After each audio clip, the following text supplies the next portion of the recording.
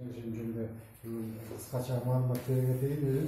Ошол жейшемди тамырын баарыңар жакшы билесиңер. Бул аябай дагы касиети күчтүү. Бул чөп өсүмдүк болуп эсептелинет. Бул тамыр. Бул тамырды кытайлар айтып коткан өмүр тамыры. Же болбосо киши тамыры, адам тамыры да. Анткени багы өзүнүн сүлөкөтү боюнча эбеге окшош экен да. Кишиге окшош турат экен. Анан кийин бул өзүн 100 жылга чейин жашай турган өсүмдүк экен. 100 жылдык да эми. Ошон үчүн бул эмеси көп да. Мында көп кошулмалар бар. Мисалы макро микро элементтердин түрлөрү бар. Жана дагы көп витаминдер бар.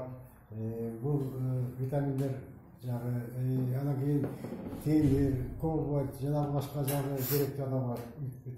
Эмелери бар да. Андан кийин дагы андан тышкары бул эмеде бул эң жакшы адамды мындай бат аяктара турган, жашата турган касиетке ээ экен да булчу. Андан башкасы да бунун эмеси эң жакшысы булчу. Бул эркектерге абдан таасир тийгизе турган сапонин деген мунун составында эме бар экен. Составында химиялык элемент. Сапонин.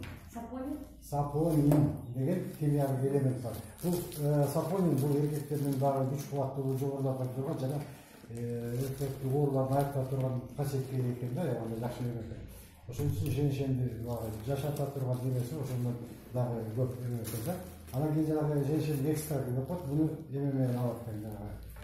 Кубак түрүндө, порошок түрүндө же болбосо суу түрүндө алса болот. Бунда май, эфирный масло, анан кийин дагы жараткыч дагы углеводдор бар экен да. Ошонун кошулмасын бал менен. Бул балды өзүңөр билесиңер. Балды кошкондон кийин балдын өзүнүн составында канча деген микро макро элементтер бар, адамга пайдалуу.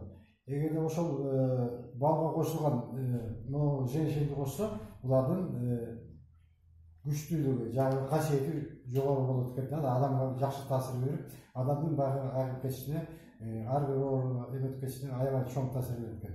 Анан дагы бул мунун свойствосу бар экен, бул общую укрепляющий, жалпы тонусту көтөрүп, адамдын эмесин көтөрүп турган жакшы касиетке ээ экен да. Анан мунун дагы жакшылыгы жагы спортсмендерге жакшы да, чарчап, чалыгып, багы кыйналганда, чарчаганда ушундай эмесе көп чарчабайт, көп өтүп. Багы эме спортсмендер бар. Допинг алып атышпайбы? Допинг албай ушундай ичип койсо бул канда көргөзбөйт мисалы. Бирок бул чарчап, чалыгууну баса турган, эсалдап адамга күч кубат бере турган касиетке ээ экен да. Жашартуучу касиетке бул. Карды токтотуп коет экен да, токтоткон дейби? Таза токтотуп койбойт, бирок жайлатат, мындай эме кылат да. Анан мунун дагы бир касиети жүрөккө жакшы таасир берет экен, анткени жүрөктүн иштешине. Анан кийин бул жана кан тамырларын ичкерип кетет го. Ошол кан тамырлардын бекемдешине, тыштардын калына кетип бекемдешине.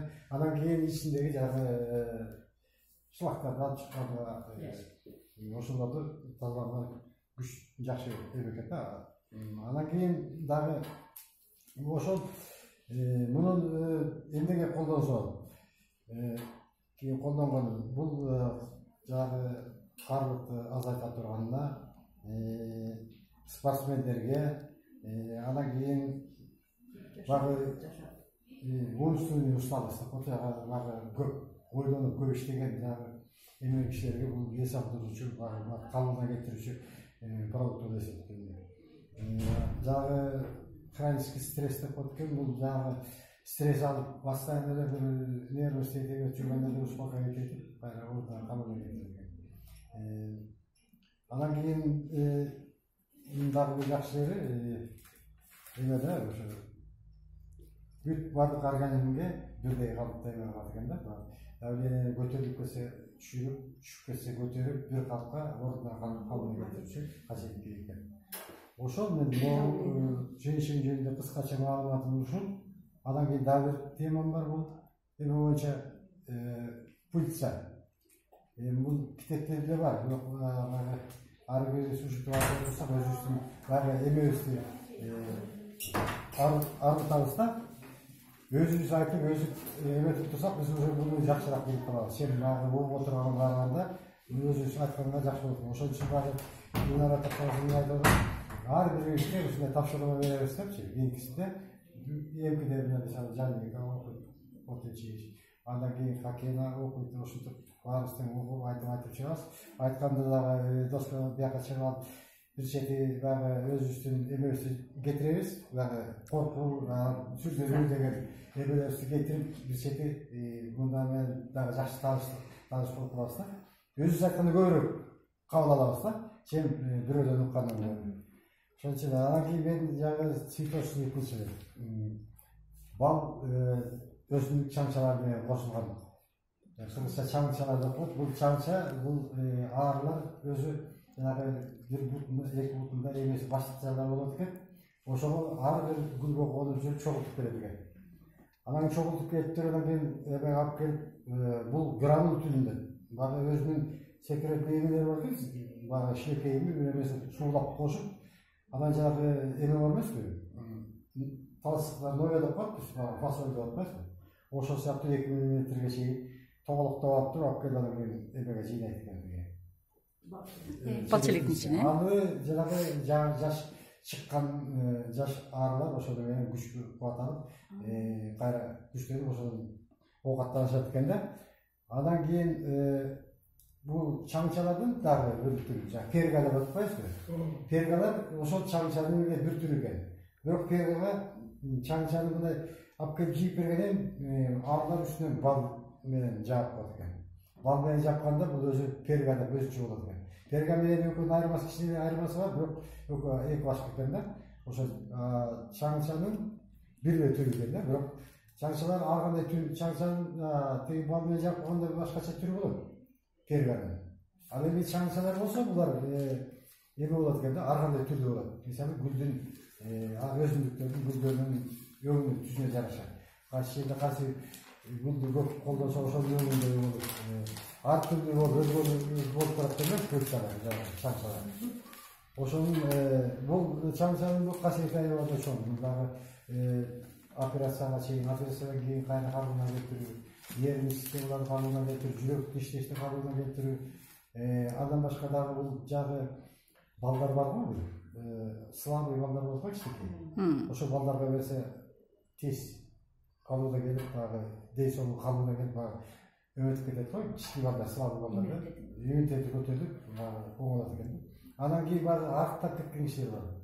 Эгер арыктарды семире албай эле, дейсонго жакшы, тамак ичкенде эле жакшы, бирок тыржыйып арык болсо, ошолорго дагы жакшы таасир берет экен, семиртүүчү эме касиетке ээ экен да.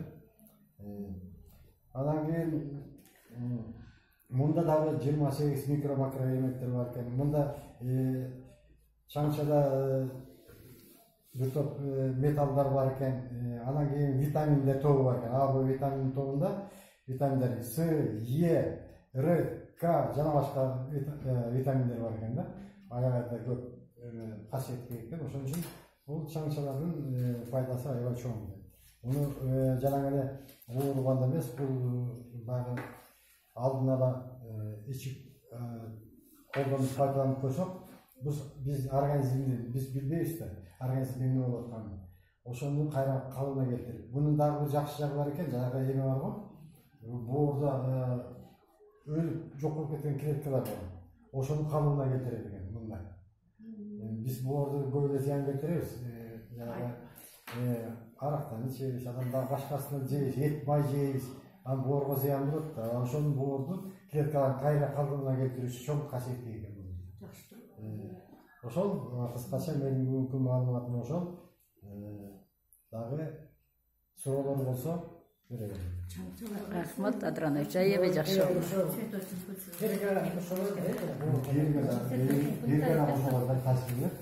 Чаңча да ошол беребиз. Чаңча деп койсо, боорго да ичиш керек. Боорго аябай чоң касиет. Üstüne jana pergamen жабылып турат. чаңчаларды аралап келип чогултат экен. Чогултканда жанагы бам менен жаап коет экен да, бам менен. Ал көпкө чейин бул перга өзү бир көп жылга чейин сактала турган неме. Аябай көп жылга. Бир температурада береми калыпта сакталса, көп жылга чейин сакталат экен да, аябай көп жылга чейин. Анын четинен колдонуп нерсе. Мында өзүндө перганы жанагы эмелер жаңы чыккан балдары, жаңы эметкендер. Алар ошону ичет экен, бул сүт. Бул эненин сүтүнөн да аябай күчтүү кислот эмелер бар экен да. Белоктор аябай күчтүү. Тез анан кийин алардын дагы тез өсүп, багы эметишине аябай чоң таасири чоң экен. Перганы мен бияка келгенден кийин